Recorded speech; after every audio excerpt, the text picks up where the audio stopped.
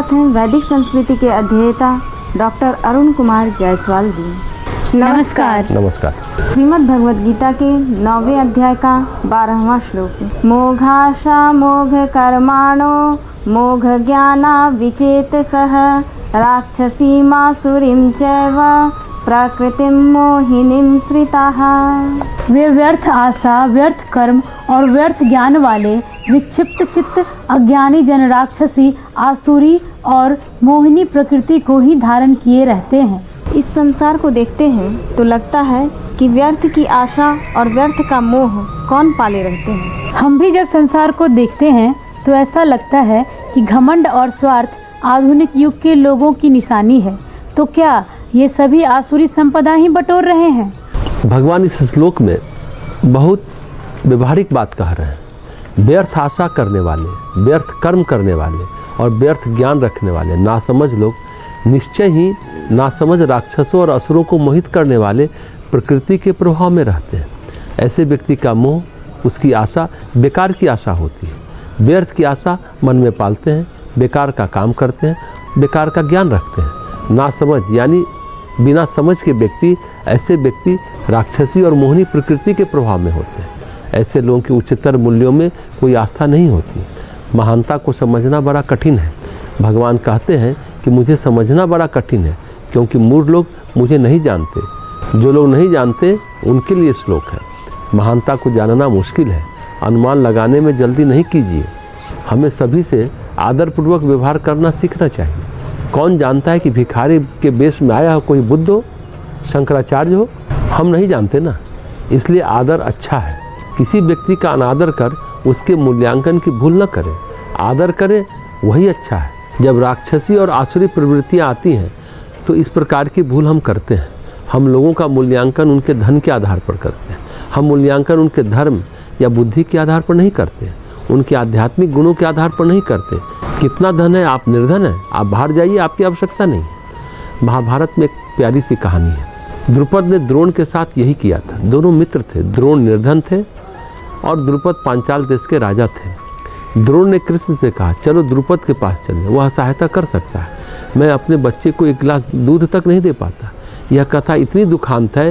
वे द्रुपद के पास गए। मित्र कहे, पर द्रुपद को घमंड हो गया था। उसने कहा, क्या तुम मुझे मित्र कहते हो?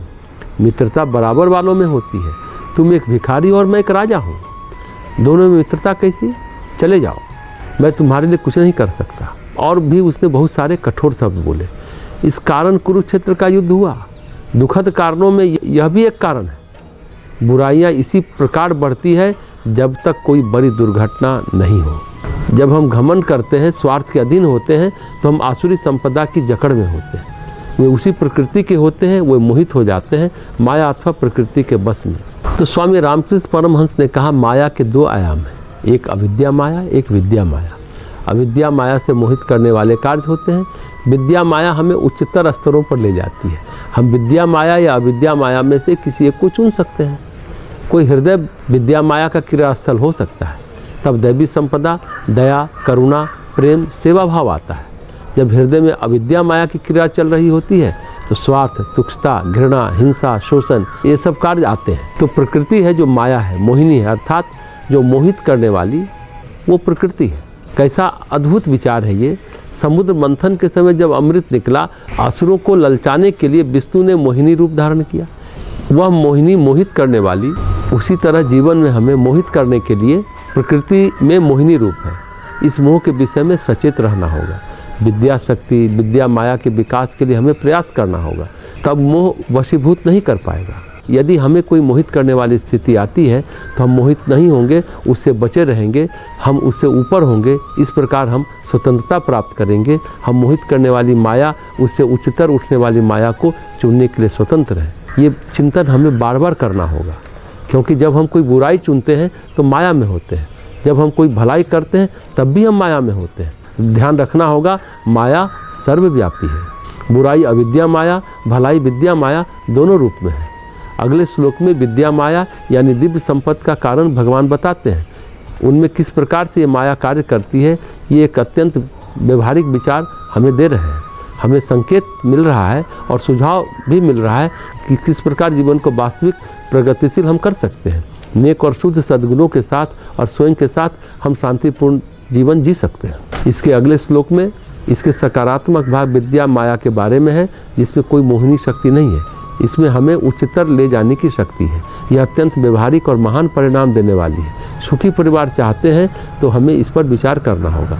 भगवान कहते हैं सैकड़ों सुखी परिवार हो, यह कैसे हो सकता है? सभी विद्या माया से संचालित हो। जब अविद्या माया से परिवार के सदस्य संचालित होंगे तब परिवार में कोई सुख शांति नहीं होगी। अतः यह सवाल प्रत्येक व्यक्ति को स्वयं से करना चाहिए।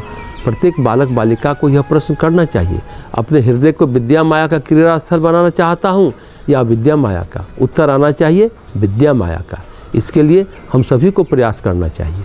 ऐसे व्यक्ति जब वैवाहिक जीवन में प्रवेश करते हैं तो उन्हें सुखदतम पारिवारिक जीवन मिलता है, तब उन्हें गृहस्थ जीवन का वास्तविक आनंद मिलता है।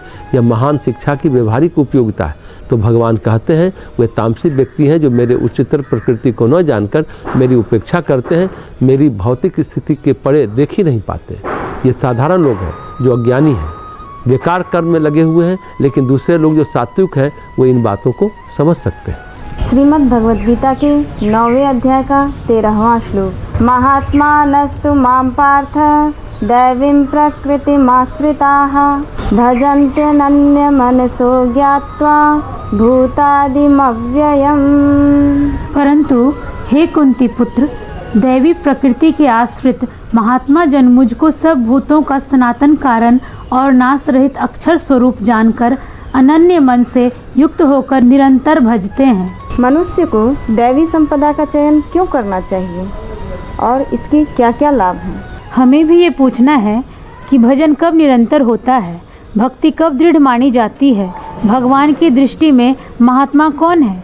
इस श्लोक में भगवान कहते हैं महान आत्माएं दिव्य प्रकृति के अधीन होकर मुझे जीवों और जड़ वस्तुओं का उद्गम जानकर एकाग्र मन से भजते हैं। सब लोग नहीं भजते, लेकिन वे लोग जो महात्मा हैं वे भजते हैं। ये महात्मा कौन है? जिनका स्व, जिनकी आत्मा इस शरीर से ही सीमित होकर चूक नहीं जाता। वे इसी स्व को सब में देखते हैं, जो वास्तव में महान और बड़े बन चुके हैं, तभी उन्हें महान कहा जाता है। वे मुझे सर्वोच्च दिव्य वास्तविकता के रूप में जानते हैं। कैसे? फिर भगवान कहते हैं वे दैवी संपदा के नियंत्रण में होते हैं, उच्चतर सात्विक दृष्टिकोण के अधीन होते हैं। जब दैवी संपदा नियंत्रित करते हैं तो प्रत्येक वस्तु सकारात्मक होती है और प्रत्येक वस्तु रचनात्मक होती है। नैतिक और आध्यात्मिक क्रम विकास के मार्ग पर उच्चतर से उच्चतर आगे जाते हुए, लेकिन आसुरी संपत्ति के लोग पर जब तमस और रजस हावी होता है तो कोई भी पूर्णतः सांसारिक होते हुए झगड़ालू हो जाता है। ज़्यादातर किन्नर समाज में इस तरह के बहुत सारे लोग मिलते हैं जो झगड़ा करने को तत्पर और इसकी प्रतीक्षा में होते हैं। इस प्रकार के लोग राक्षसी और आसुरी दृष्टिकोण से पूर्णतः नियंत्रित होते हैं। अतः जो महात्मा होते हैं वे दैवी प्रकृति से नियंत्रित होते हैं। ऐसे लोग मुझे भजते हैं। वे मेरा उच्चतर आध्यात्मिक आयाम समझते हैं, अनन्य मन के साथ मुझे भजते हैं। वे मुझे भूत आदि समस्त ब्रह्मांड का उद्गम जानकर, अव्यय अनश्वर जानकर जो मेरी प्रकृति है और वे महात्मा समझते हैं कि वो वास्तविकता कभी कभी एक मनुष्य के रूप में भी प्रकट होता है। इसलिए वे मुझे भावना और वास्तविकता से समझते हैं। भगवान कृष्ण कहते हैं कैसे भजते हैं? जब हमारा मन सात्विक होता है तब हमारा भजन निरंतर होता है। मन जितना सात्विक होगा, जितना भजन उतना निरंतर होगा। इसके लिए कोई समय विशेष नहीं होता। जो अपना आध्यात्मिक जीवन प्रारंभ करते हैं तो कुछ समय मंदिर में जाकर प्रार्थना करते हैं, ध्यान आदि में बैठने के लिए निर्धारित करते हैं। लेकिन जब मन सात्विक हो जाता है, तब जब उस प्रकार की शुद्धता का अंदर अनुभव करते हैं, तब प्रार्थना निरंतर होती जाती है। समस्त काल, संबंधों, व्यवहारों के बीच पूजा चलती रहती है, अहर्निश निरंतर। फिर इस पूजा में व्यतिरेक या विराम नहीं आता, उनका मन अनन्य हो जाता है। तो मूल बात यह है, अगर दैवी संपत्ति है तो उसकी सबसे बड़ी बात है, सबसे बड़ी खूबसूरती है, सबसे बड़ी खासियत है कि मन भगवान में अनन्य हो जाता है। और अगर मन अनन्य नहीं है तो दैवी संपत्ति नहीं है। जैसे जैसे चित्त शुद्ध होता जाता है वैसे वैसे भक्ति दृढ़ होती जाती है। अगर चित्त शुद्ध है तो भक्ति दृढ़ है, अगर चित्त शुद्ध नहीं है तो भक्ति दृढ़ नहीं है। चित्त शुद्ध है या शुद्धता की ओर है तो दैवी संपत्ति है, चित्त शुद्धता की ओर नहीं है तो दैवी संपत्ति नहीं है।